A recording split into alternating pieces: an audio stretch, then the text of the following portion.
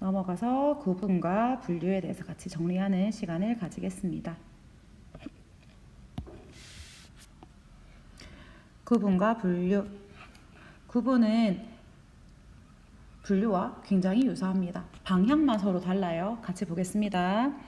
대상이나 생각을 일정한 기준에 따라서 상위 개념에서 하위 개념으로 나누는 설명 방법을 바로 구분이라고 합니다. 반면에 분류는 대상이나 생각을 일정한 기준에 따라 하위 개념을 상위 개념으로 묶어주는 방식을 바로 분류라고 부릅니다. 이때 분류와 구분을 할 때에는 나누는 기준을 명확하게 해주셔야 되고요. 그 다음 그때 기준은 단 하나여야 합니다. 기준은 분명하게 기준은 단 하나여야 된다라고 정리해 놓으시면 됩니다. 이 상위 개념과 하위 개념이라는 말이 헷갈릴 수도 있는데 아래쪽에서 글을 읽고 다시 한번 정리해 보겠습니다. 표준어가 아닌 말은 모두 방언이라고 하는데 방언 중에서 지역적 요인에 의한 것을 지역 방언이라고 하고 사회적 요인에 의한 것을 사회 방언 또는 계급 방언이라고 한다.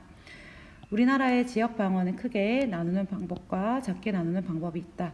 크게는 제주도 방언, 경상도 방언 쭉 나와 있고요.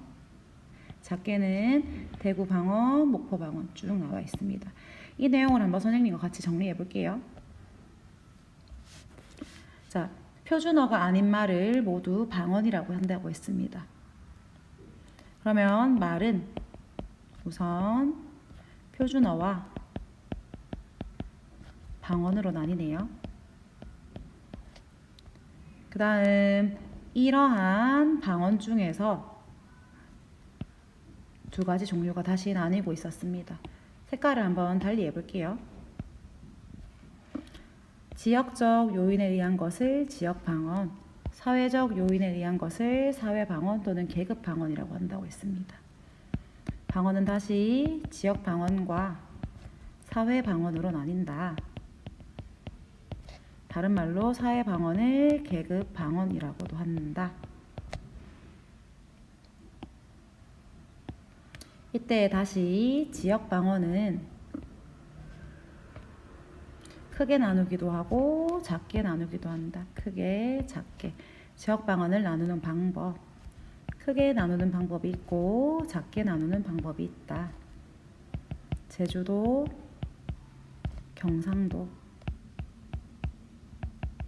그 다음에 대구, 목포 이렇게 적혀 있지요. 지금 적은 내용에서 상위 개념과 하위 개념은 다음과 같습니다. 지금 선생님이 쭉 주황색 걸로 한번 적어 볼 건데요. 이 중에서 가장 위에 있는 제일 큰 개념이 바로 상위 개념입니다. 지금 이 수직선 상에서 왼쪽으로 올수록 큰 상위 개념이 되고요. 오른쪽으로 올수록 하위 개념이 됩니다. 다시 말해서 상위 개념에서 하위 개념으로 가는 이 방향을 바로 구분이라고 하고 반대로 하위 개념에서 상위 개념으로 올라가는 이 방식을 분류라고 합니다. 다시 한번 생각해 볼게요. 지금 설명하는 것은 바로 구분입니다. 말은 표준어와 방언으로 나뉜다. 방언은 점점 더 낮아집니다. 지역 방언과 사회 방언으로 나뉜다. 다시 또 작은 부분으로 갑니다. 지역 방언은 크게 나누는 방법과 작게 나누는 방법이 있다. 지금 상위 개념에서 하위 개념으로 하위 개념으로 쭉 가는 이런 것을 바로 구분이라고 부릅니다. 자, 반면에 분류가 무엇인지 한번 볼게요.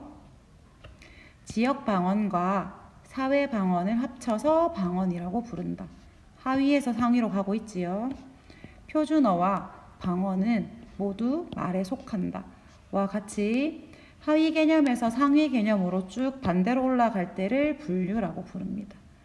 구분과 분류는 방향에서 차이가 나는 거예요. 상위에서 하위로 가는지 하위에서 상위로 가는지. 조금 어려울 수도 있지만 한번 예시를 읽어보면서 잘 이해했으면 좋겠습니다. 다음으로 분석에 대해서 한번 살펴보겠습니다. 분석은 하나의 대상에 대해서 쓰는 겁니다. 하나의 대상에서 전체가 있으면 그것을 부분으로 나누는 것. 그 다음에 하나의 대상을 그 구성 요소나 부분으로 나누어서 설명하는 방법입니다. 쉽게 말해서 전체를 부분으로 나눈다. 하나의 대상을 부분이나 구성 요소로 나눈다. 라고 되어 있고요. 이러한 경우에 내가 말하고자 하는 내용을 짜임새 있게 정리해서 표현할 수 있다고도 적혀 있습니다. 식물은 크게 뿌리, 줄기, 잎, 꽃으로 나뉜다. 그래서 뿌리는 식물을 지탱하고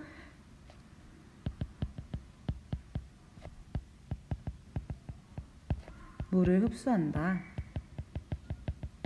양분을 저장한다. 줄기도 지탱한다. 통로 기능도 하고 양분을 저장하기도 한다.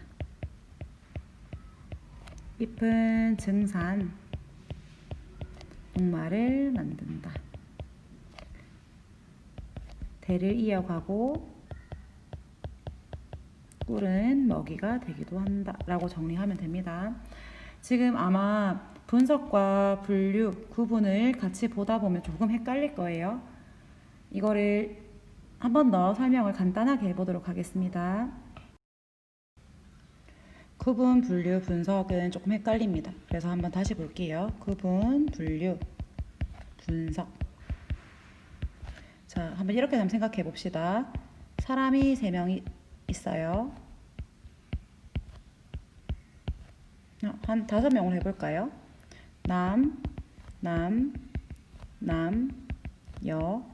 여라고 해봅시다. 이때 만약에 이런 문장이 있습니다. 사람은 남자와 여자로 나뉜다. 이렇게 해볼게요. 남자와 여자가 사람을 구성한다. 이때 사람, 그 다음에 남, 자, 여자라고 했을 때 상위 개념은 사람입니다. 그리고 하위 개념은 남자와 여자가 되겠지요. 따라서 상위 개념에서 하위 개념으로 내려온 사람은 여자와 남자로 나뉜다 라고 하는 이 설명은 바로 상위 개념에서 하위 개념으로 내려오는 구분입니다. 반면에 여자와 남자가 사람을 구성한다와 같이 하위에서 상위로 올라가는 것을 바로 분류라고 부릅니다. 분석은 이렇게 한번 적어볼 수 있습니다. 사람의 몸은 상체와 하체로 이루어진다. 이것이 바로 분석입니다. 쉽게 말해서 구분과 분류는 여러 대상이 있을 때 그 여러 대상을 어떤 기준에 따라서 성별이라는 기준에 따라서 상위에서 하위로 오는지 하위에서 상위로 오는지가 달라지는 거라면 분석은 하나의 대상이 있을 때 이 대상을 자르는 겁니다. 이 하나의 대상이 무엇으로 구성되어 있는지 잘라서 보는 것을 바로 분석이라고 합니다. 여러 가지 많은 것들을 나누는지 묶는지가 구분과 분류라면 하나의 대상을 어떻게 쪼개서 볼지가 바로 분석에 해당합니다. 한번 선생님이 설명하는 거 잘 돌이켜보고 이 설명에 대해서 이해해 보도록 하고 만약 어려우면 학교에 와서 선생님께 질문하세요. 분류와 분석에 대한 설명을 했고요. 마지막으로 인과에 대해서 설명해 보도록 하겠습니다. 이제 다 왔습니다. 인과는 어떠한 일이 일어나게 된 원인과 그로 인한 결과를 밝혀서 설명하는 방법을 바로 인과라고 불러줍니다. 그래서 이 인과에서 원인의 인자, 결과의 과자를 합쳐서 인과라고 부르거든요. 그러니까 인과는 원인과 결과다라는 것을 알고 있으면 되고, 이때 원인과 결과는 서로 밀접해야 됩니다. 다시 말해서 매우 가까워야 한다는 의미예요. 아래쪽에 있는 예를 한번 같이 보도록 하겠습니다. 첫 번째, 기역에서 토끼가 거북을 놀려서 경주를 하기로 했다라고 얘기를 하고 있습니다. 이때 일어난 일과 그 일이 일어나게 된 이유에 대해서 한번 짚어보도록 할게요. 지금 어떠한 이유 때문에 무슨 일이 일어났는지를 보면 지금 발생한 사건은 바로 경주를 한 것입니다. 아래쪽에 한번 같이 정리해 볼게요. 경주를 하기로 함. 자, 경주를 하기로 한 결과에 대한 이유는 바로 무엇인가요? 다시 말해서 이러한 결과의 원인은 바로 그렇습니다. 토끼가 거북이를 놀렸지요.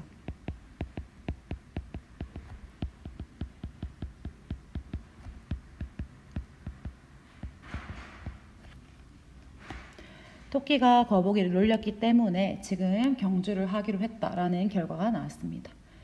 아래쪽에 있는 니은도 한번 같이 볼게요.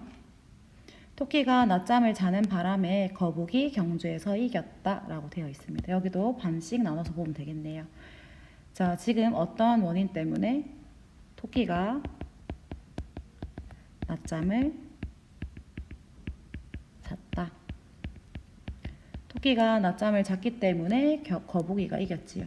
거북이가 경주에서 이겼다.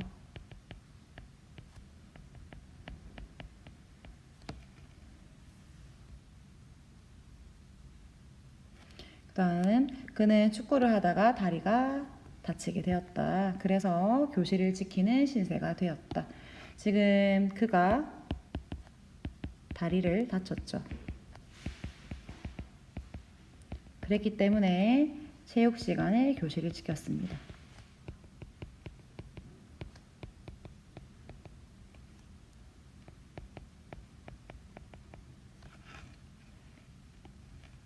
앞서 나와 있는 각각의 원인 때문에 뒤에 이러한 결과들이 발생을 했네요. 그래서 원인과 결과가 서로 매우 가깝게 연결되어 있기 때문에 이런 것을 인과라고 불러줍니다. 지금까지 정의, 예시, 비교, 대조, 그 다음 구분, 분류, 분석, 인과에 대해서 살펴보았습니다. 지금까지 배운 내용 바탕으로 질문과 답을 만들어서 팀즈에 올려주시면 됩니다. 오늘도 수업 듣느라 너무 고생 많았고요. 내용이 조금 많아서 힘들 수도 있겠지만 천천히 돌아보도록 합시다. 고생하셨습니다.